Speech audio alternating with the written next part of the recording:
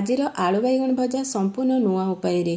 ଆପଣମାନେ ତ ଘରେ ନିଶ୍ଚୟ ଆଳୁ ବାଇଗଣ ଭଜା ବନାଉଥିବେ, ହେଲେ ଗୋଟିଏ ଥର ଏ ଉପାୟରେ ବନେଇକି ଦେଖନ୍ତୁ। ରୁଟି ଭାତ ସହିତ ଖାଇବା ପାଇଁ ବହୁତ ବଢ଼ିଆ ଲାଗିବ। ନମସ୍କାର, ସସ୍ମିତା କୁକ୍ସପଟ୍ ଚ୍ୟାନେଲ ଆଉ ଗୋଟେ ନୂଆ ରେସିପି ସହିତ ଆପଣମାନଙ୍କୁ ଅନେକ ଅନେକ ସ୍ୱାଗତ କରୁଛି। ତାହେଲେ ଡେରି ନ କରିକି ଆଜିର ସୁଆଦିଆ ଓ ନୂଆ ରେସିପିକୁ ଆରମ୍ଭ କରିବା।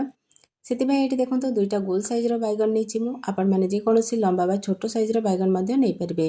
ତା ସହିତ ଏଠି ମୁଁ ଦୁଇଟା କଞ୍ଚା ଆଳୁ ନେଇଛି, ବଡ଼ ସାଇଜ୍ର ଆଳୁ। ଆପଣମାନେ ଏଠି ଆଳୁ ଓ ବାଇଗଣ କମ୍ ବେଶୀ କରିପାରିବେ। ଏଠି ମୁଁ ଆଳୁରୁ ଚୋପା ଛଡ଼େଇ ଦେଇଛି। ଏବେ ଆମେ ପ୍ରଥମେ ଆଳୁକୁ ଦୁଇ ଫାଳ କରିକି କାଟି ନେବା ଓ ପତଲା ପତଲା ଲମ୍ବା ସାଇଜ୍ କରିକି କାଟିବା। ଯେହେତୁ ବାଇଗଣ ଜଲ୍ଦି ସିଝିଯାଏ, ସେଥିପାଇଁ ଆମେ ଆଳୁକୁ ଟିକେ ପତଲା ରଖି କାଟିବା, ଯେମିତିକି ଆଳୁ ବାଇଗଣ ସମାନ ଭାବରେ ସିଝିପାରିବ। ଏଇଠି ଦେଖନ୍ତୁ ସେମ୍ ପ୍ରୋସେସ୍ରେ ସବୁଯାକ ଆଳୁକୁ ମୁଁ ଏଇଠି କାଟି ନେଲି। ଏବେ ଆମେ ଆଳୁକୁ କ'ଣ କରିବା ନା ପାଣିରେ ନେଇକି ପକାଇଦେବା ସାଙ୍ଗେ ସାଙ୍ଗେ, ନହେଲେ ଆଳୁ ଆମର କଳା ପଡ଼ିଯିବ। ଆଳୁକୁ ରଖିବା ସାଇଡ଼୍ରେ ଏବେ ଆମେ ବାଇଗଣକୁ କାଟି ନେବା। ଏଠି ଦେଖନ୍ତୁ ବାଇଗଣର ନାସିକୁ ଟିକେ ରଖିକି ମୁଁ କାଟୁଛି। ଆପଣମାନେ ଚାହିଁଲେ ବାଇଗଣ ନାସିକୁ ପୁରା କାଟିକି ମଧ୍ୟ এই ରେସିପିକୁ ବନେଇ ପାରିବେ। ତ ପ୍ରଥମେ ଆମେ ବାଇଗଣକୁ ଦୁଇ ଫାଳ କରିନେବା ଓ ମୋଟା ମୋଟା ଲମ୍ବା ପିସେସ୍ କରିକି କାଟି ନେବା। ବାଇଗଣକୁ ବିଲକୁଲ ବି ପତଲା କରି କାଟିବେନି, ନଚେତ୍ ଭାଜିଲା ବେଳକୁ ସେ ଘାଣ୍ଟି ହେଇଯିବ, ଖାଇବା ପାଇଁ ଭଲ ଲାଗିବନି।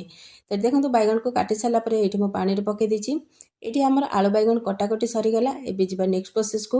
ଏପଟେ ଦେଖନ୍ତୁ ମୁଁ ଗୋଟେ ବଡ଼ ଜାଗା ଆଣିଛି। ସେଥିରେ ଏବେ କ'ଣ କରିବା ନା ଆଳୁ ବାଇଗଣକୁ ପାଣିରୁ ଛାଣିକି ଏଥିରେ ଦେଇଦେବା। ତା ସହିତ ଏଥିରେ ପକାଇବା ହାଫ୍ ଚାମଚ ହଳଦୀ ଗୁଣ୍ଡ, ତା ସହିତ ପକାଇବା ଗୋଟେ ଚାମଚ ଲଙ୍କାଗୁଣ୍ଡ। ଆପଣମାନେ କେତିକି ରାଗ ଖାଇବେ ସେହି ହିସାବରେ ଲଙ୍କାଗୁଣ୍ଡ ପକାଇବେ। ତା ସହିତ ଅଧା ଚାମଚ କାଶ୍ମୀର ରେଡ୍ ଚିଲି ପାଉଡ଼ର ପକାଇବା, ବହୁତ ବଢ଼ିଆ କଲର୍ ଆସିବ। ତା ସହିତ ପକାଇବା ଗୋଟେ ବଡ଼ ଚାମଚ ଜିରା ପାଉଡ଼ର। ଏବେ ଆମେ ଏଥିରେ ପକାଇବା 2 ବଡ଼ ଚାମଚ କଞ୍ଚା ଲଙ୍କା ଅଦା ରସୁଣର ଛେଚା। ଏଠି ମୁଁ 2 ଚାମଚ ପକାଇଛି, ଆପଣମାନେ 3 ଚାମଚ ମଧ୍ୟ ଏଠି ପକାଇ ପାରିବେ।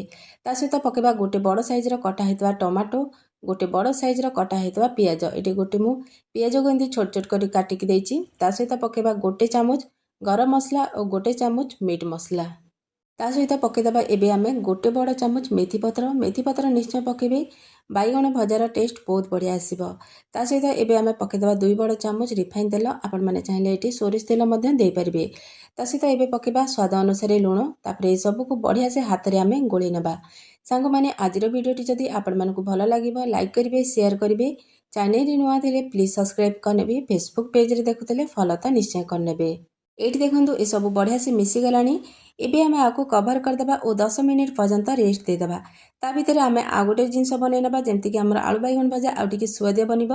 ସେଥିପାଇଁ ଫ୍ଲେମ୍ରେ ବସିଛି ଗୋଟେ କଢ଼େଇ। ଏଇଠି ଆମେ ଫ୍ଲେମ୍କୁ ଲୋରେ ରଖିବା। କଢ଼େଇରେ ଦେବା ଗୋଟେ ବଡ଼ ଚାମଚ ବେସନ। ତାପରେ କିଛି ସେକେଣ୍ଡ ପାଇଁ ବେସନକୁ ଆମେ ଟିକେ ଭାଜି ନେବା, ତାର ଯେମିତି ଗୋଟେ ବଢ଼ିଆ ବାସ୍ନା ଆସିଯିବ ଓ ଟିକେ କଲର୍ ଆସିଯିବ। ତ କିଛି ସେକେଣ୍ଡ ପରେ ଦେଖନ୍ତୁ ବଢ଼ିଆ ସେ ଭାଜି ହେଇଗଲାଣି। ଏବେ ଆମେ ବେସନକୁ ରଖିବା ସାଇଡ଼୍ରେ, ଯିବା ରୋଷେଇ ଆଡ଼କୁ। ଏପଟେ ଫ୍ଲେମ୍ରେ ଆଉ ଗୋଟେ କଢ଼େଇକି ମୁଁ ବସାଇଛି। କଢ଼େଇ ଗରମ ହେଇଗଲା ପରେ ଦେବା 2 ଚାମଚ ତେଲ। ତ ଏଠି ଦେଖନ୍ତୁ ମୁଁ 2 ଚାମଚ ତେଲ ଦେଇଛି। ତେଲ ଗରମ ହେଇଗଲା ପରେ ହାଫ୍ ଚାମଚ ଫୁଟଣକୁ ଫୁଟାଇ ନେବା। ଏଠି ମୁଁ ହାଫ୍ ଚାମଚ ଫୁଟଣ ଫୁଟାଇ ନେଇଛି ଦେଖନ୍ତୁ। ତାପରେ ଏବେ ଆମେ ଫୁଟଣ ଫୁଟିଗଲା ପରେ ଯେଉଁ ବାଇଗଣ ଆଳୁକୁ ଗୋଳେଇକି ରଖିଥିଲେ ତାକୁ ଦେଇଦେବା। ତାପରେ ଫ୍ଲେମ୍କୁ ଲୋ ଟୁ ମିଡ଼ିୟମରେ ରଖିକି କିଛି ସମୟ ପାଇଁ ଆକୁ ଟିକେ ଗୋଳେଇ ନେବା। ଏବେ ଆଉ ଏଥିରେ କିଛି ବି ପକାଇବା ଦରକାର ନାହିଁ, ସବୁ ଜିନିଷ ପଡ଼ିଯାଇଛି। ବାସ୍ ଖାଲି ଆମେ ଲୋ ଟୁ ମିଡ଼ିୟମ୍ ଫ୍ଲେମ୍ରେ ଆକୁ କଭର କରିକି ପାଖାପାଖି 9ରୁ 10 ମିନିଟ୍ ପର୍ଯ୍ୟନ୍ତ ଆଳୁ ବାଇଗଣକୁ ବଢ଼ିଆ ସେ ସିଝିବା ଯାଏଁ ଭାଜି ନେବା। ତ ମଝିରେ ମଝିରେ ଆମେ କଭରକୁ ଖୋଲିକି ଟିକେ ଗୋଳେଇ ନେଉଥିବା। ତ ଏଠି ଦେଖନ୍ତୁ ମୁଁ 2 ମିନିଟ୍ ପରେ କଭର ଖୋଲି ନେଉଛି। କଭର କରି ସାରିଲା ପରେ ଏସବୁକୁ ଆଉ ଟିକେ ବଢ଼ିଆ ସେ ଗୋଳେଇ ନେବା। ଏଇଠି ଫ୍ଲେମ୍କୁ ବିଲକୁଲ ବି ହାଇ କରିବେନି। ଏଇଠି ଯଦି ଆମେ ଫ୍ଲେମ୍କୁ ହାଇ କରିଦେବା କ'ଣ ହେବ ନା ଆଳୁ ବାଇଗଣ ପୋଡ଼ିଯିବ ଓ ବିଲକୁଲ ବି ସିଝିବ ନାହିଁ। ତ ଫ୍ଲେମ୍କୁ ଲୋ ଟୁ ମିଡ଼ିୟମରେ ରଖିକି ଏମିତି କିଛି କିଛି ଟାଇମ୍ର ଗ୍ୟାପ୍ ଦେଇକି ତାକୁ କଭର କରିନେବେ ଓ କଭର କରିକି ଏମିତି ତାକୁ ସେମ୍ ପ୍ରୋସେସ୍ରେ ଭାଜି ନେବେ। ଏଇଠି ପାଖାପାଖି 5ରୁ 6 ମିନିଟ୍ ହେଇଗଲାଣି ଆଳୁ ବାଇଗଣକୁ ଭାଜିବାର, 50% ମଧ୍ୟ କୁକ୍ ହେଇଯାଇଛି। ପୁଣି ଥରେ କଭର କରିଦେବା ଓ 3ରୁ 4 ମିନିଟ୍ ପର୍ଯ୍ୟନ୍ତ ଆଳୁ ବାଇଗଣକୁ ସିଝିବା ପାଇଁ ଛାଡ଼ିବା। ଏଇଠି 3ରୁ 4 ମିନିଟ୍ ହେଇଗଲାଣି ଦେଖନ୍ତୁ।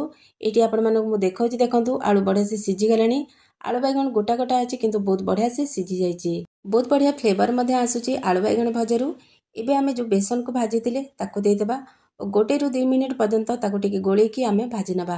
ଆଉ କଭର କରିବା ଦରକାର ନାହିଁ, ବାସ୍ ଏମିତି ତାକୁ 1ରୁ 2 ମିନିଟ୍ ପର୍ଯ୍ୟନ୍ତ ଭାଜି ନେବା। ତ ଏଇଠି ଦେଖନ୍ତୁ 1ରୁ 2 ମିନିଟ୍ ହେଇଗଲାଣି। ଏଠି ଆମର ଗରମା ଗରମ ଆଳୁ ବାଇଗଣ ଭଜା ପ୍ରସ୍ତୁତ ହେଇଯାଇଛି। ଏବେ ଆମେ ଫ୍ଲେମ୍କୁ ଅଫ୍ କରିଦେବା ଓ କିଛି କଟା ହେଇଥିବା ଧନିଆ ପତ୍ରକୁ ପକାଇବା। ଏଠି ଦେଖନ୍ତୁ ମୁଁ କିଛି କଟା ହେଇଥିବା ଧନିଆ ପତ୍ର ପକାଇଲି। ଧନିଆ ପତ୍ର ପକାଇ ସାରିଲା ପରେ ଏସବୁକୁ ବଢ଼ିଆ ସେ ଟିକେ ଗୋଳେଇ ନେବା। ଏଠି ଆମର ଗରମା ଗରମ ନୂଆ ଉପାୟର ଆଳୁ ବାଇଗଣ ଭଜା ପ୍ରସ୍ତୁତ ହେଇଯାଇଛି। ଏ ପ୍ରୋସେସ୍ରେ ଗୋଟେ ଥର ନିଶ୍ଚୟ ବନାନ୍ତୁ, ଛୋଟରୁ ବଡ଼ ସମସ୍ତେ ପସନ୍ଦ କରିବେ। ରୁଟି ଭାତ ସହିତ ଖାଇବାକୁ ବହୁତ ବଢ଼ିଆ ଲାଗିଥାଏ। ତ ଗୋଟେ ଥର ନିଶ୍ଚୟ ବନାନ୍ତୁ ଓ କେମିତି ଲାଗିଲା ଆପଣଙ୍କର ଅନୁଭୂତି ମୋ ସହିତ ନିଶ୍ଚୟ ସେୟାର କରନ୍ତୁ। ଆଶା କରୁଛି ଭିଡ଼ିଓଟି ଆପଣମାନଙ୍କୁ ନିଶ୍ଚୟ ଭଲ ଲାଗିଥିବ। ଭିଡ଼ିଓଟି ଭଲ ଲାଗିଥିଲେ ଲାଇକ୍ କରିବେ, ସେୟାର କରିବେ। ଚ୍ୟାନେଲରେ ନୂଆ ଥିଲେ ପ୍ଲିଜ୍ ସବସ୍କ୍ରାଇବ୍ କରିନେବେ। ଆଉ ଗୋଟେ ନୂଆ ଭିଡ଼ିଓ ସହିତ ଆପଣମାନଙ୍କ ସହିତ ଦେଖାହେବ। ସେ ପର୍ଯ୍ୟନ୍ତ ରହୁଛି। ନମସ୍କାର, ଜୟ ଜଗନ୍ନାଥ।